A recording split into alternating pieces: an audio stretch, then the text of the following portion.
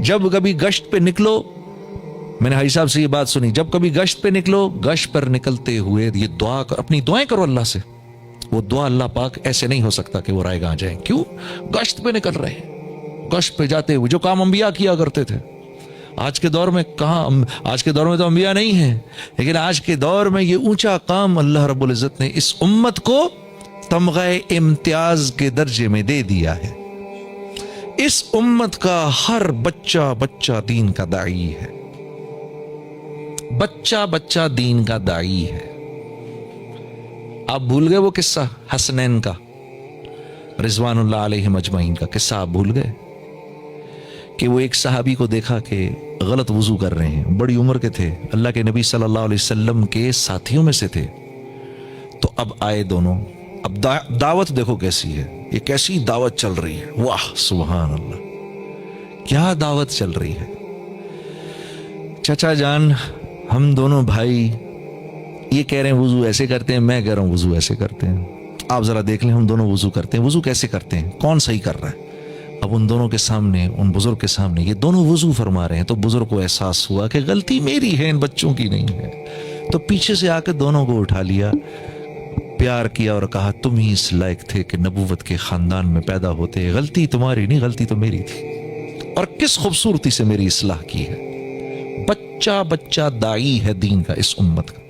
इस उम्मत की हर औरत दाइया है, इस उम्मत की हर औरत दाइया है। घर नहीं चल सकता औरत के बगैर, नो वे, घर नहीं चल सकता औरत के बगैर। हाँ, बड़े से बड़ा तुर्रम खान, उसकी बीवी उससे नाराज हो जाए, उसकी जिंदगी हराम हो जाती है।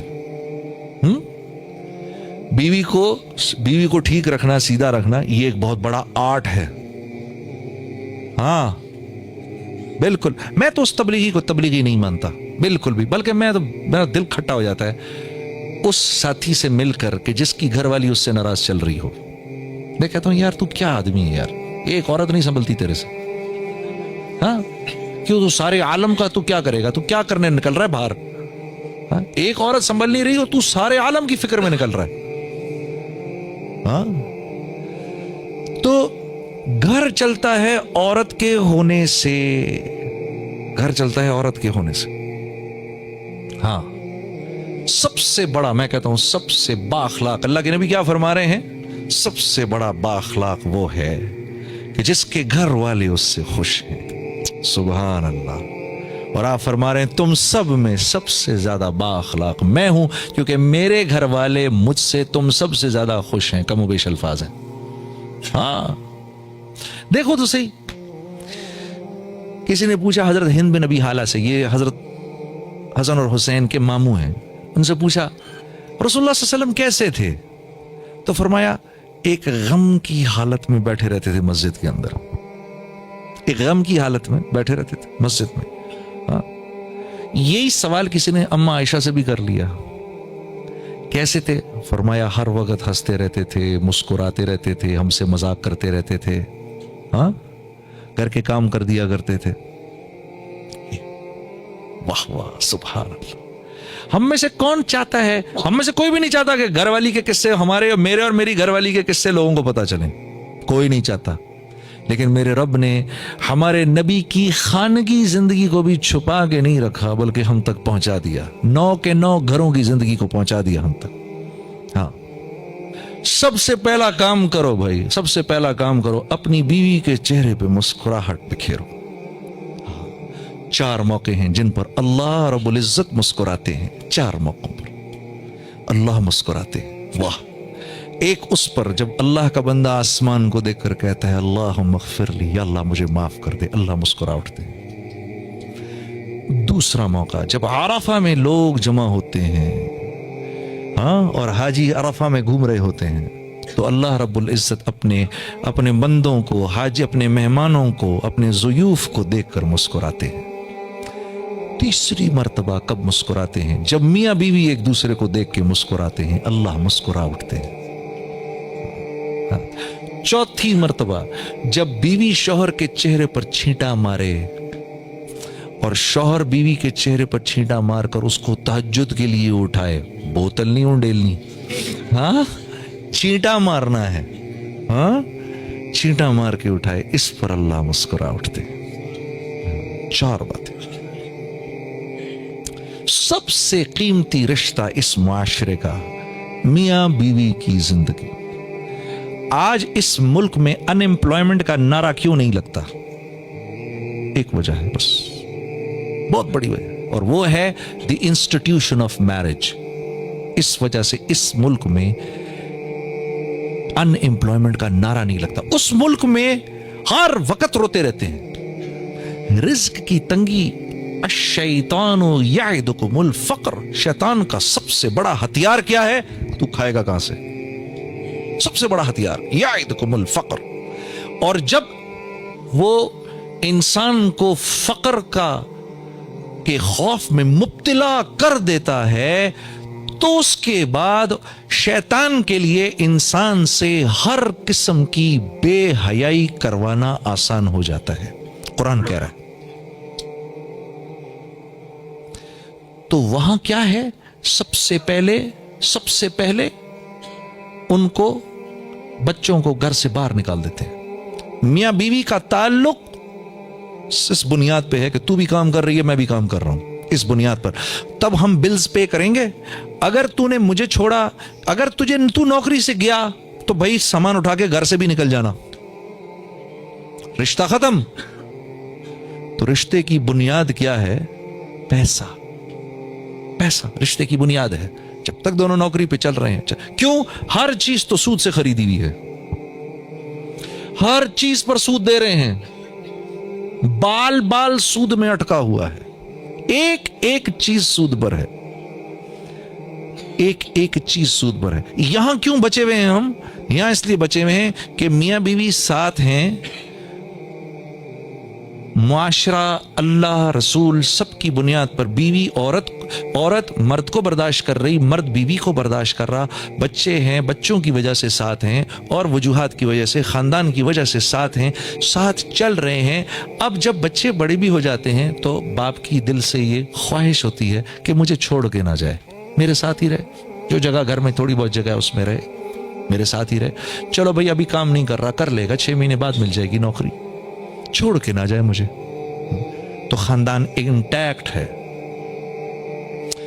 वालिद की उम्र बड़ी हो गई, वालिदैन की उम्र बड़ी हो गई, अब बच्चे की ख्वाहिश है, मेरे बाप ने मेरे लिए इतना किया, मेरी माँ ने मेरे लिए इतना किया, मेरे दिल की ख्वाहिश है मैं कुछ कर लूं इनके लिए। उस लेवल का तो नहीं हो सकता जिस लेवल का वालिदैन ने किया, वो तो नहीं हो सकता। हाँ, एक आदमी ने जाके अल्लाह के नबी से अर्ज की, या रसूल अल्लाह, जैसे मेरी माँ मुझको नहलाती थी, आज मैं भी अपनी माँ को नहला रहा हूं, क्या मैंने वो हक अदा कर दिया? क्या जवाब दिया मेरे नबी सल्लल्लाहु अलैहि वसल्लम ने?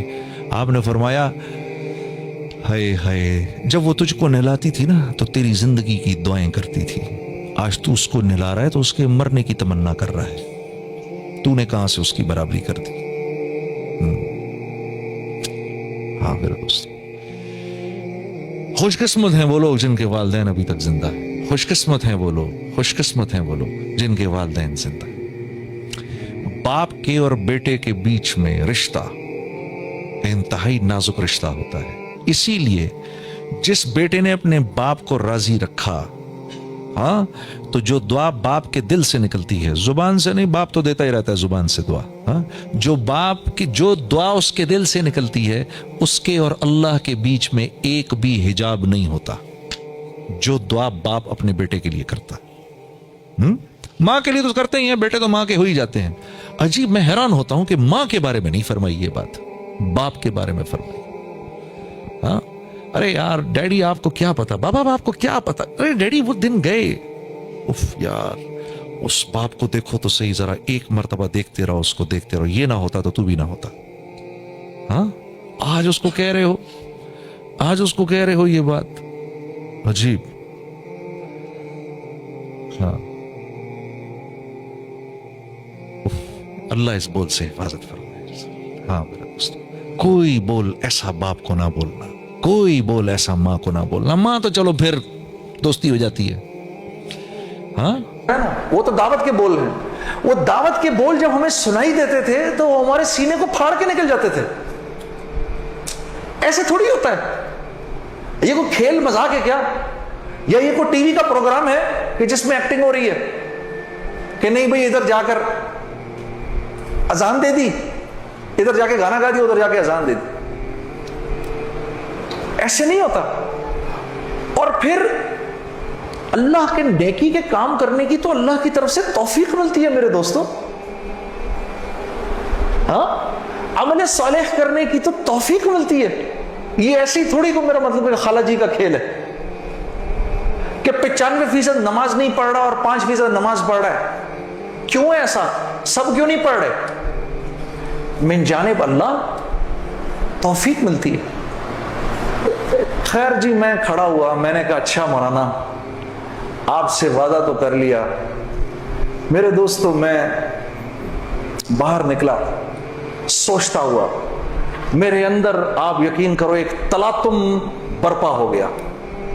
ہاں, ایسی میرے اندر ایک خیر و شر کی نا جنگ شروع ہو گئی. ایسے کر ایسی جنگ راتوں کوٹ جاتا تھا میں,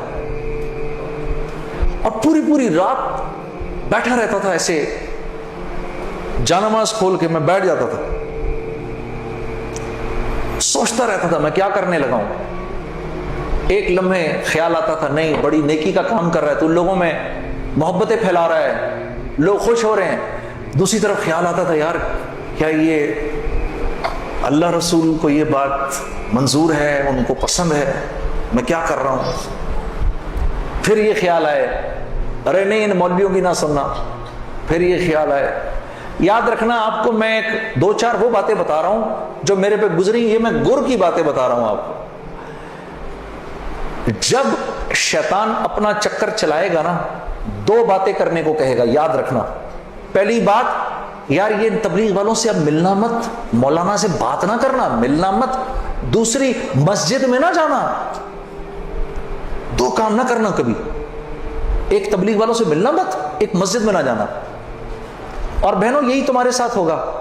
وہ جو ہے نا وہ اپنا تبلیغی ساتھی اس کی بیوی, اب اس کو فون نہ کرنا آئندہ, ٹھیک ہے, اس کے گھر نہ جانا, اب تعلیم میں نہ جانا, کیونکہ اس کو پتا ہے یہ وہاں گئی اور عورت کا دل تو مرد سے 10 گنا زیادہ جلدی اللہ کی بات کو لے لیتا ہے. ہاں فوراً.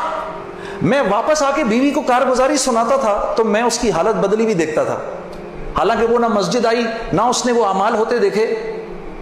اس لیے میں آپ کو بتا رہا ہوں بھائی, جب آپ نکلا کرو گھر واپس آ کر بیوی کو سب بتایا کرو ہم نے کیا کیا.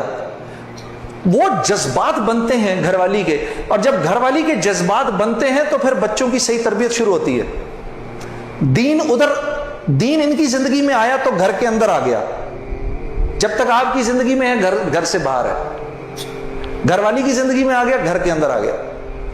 تو میں آہستہ آہستہ آہستہ آہستہ آہستہ آہستہ جو بھی 3 دن میں سنتا تھا آ کر گھر والی کو عائشہ کو بتاتا تھا, عائشہ آج یہ سنا, آج یہ سنا, آج یہ سنا. کرتے کرتے آہستہ آہستہ پھر میں نے اپنی ماں کو بتانا شروع کیا, مرحومہ کو. اللہ کی شان, میں آج بھی اللہ کا شکر کرتا ہوں, مجھے موقع محل نہیں تو میں آپ کو کبھی بتاؤں جب میری ماں کا انتقال ہوا تو کیسے ہوا. میرے دل کی دعا ہے اللہ ہر عورت کو دنیا سے ایسے لے کے جائے جیسے ہماری والدہ گئی. تو وہ میں اپنی ماں کو بتاتا تھا, میری ماں بھی ایک دم اس نے بھی جلدی جلدی لینا شروع کر دیا. کرتے کرتے میری ماں, ہم سب گھر کی خواتین میں سب سے پہلے میری والدہ پردے میں آ گئی فوراً. اور مولوی صاحب کہہ رہے ہیں ان کے انتقال کا بتائیں, میں ضرور بتاؤں گا آپ کو, مختصراً بتاتا ہوں.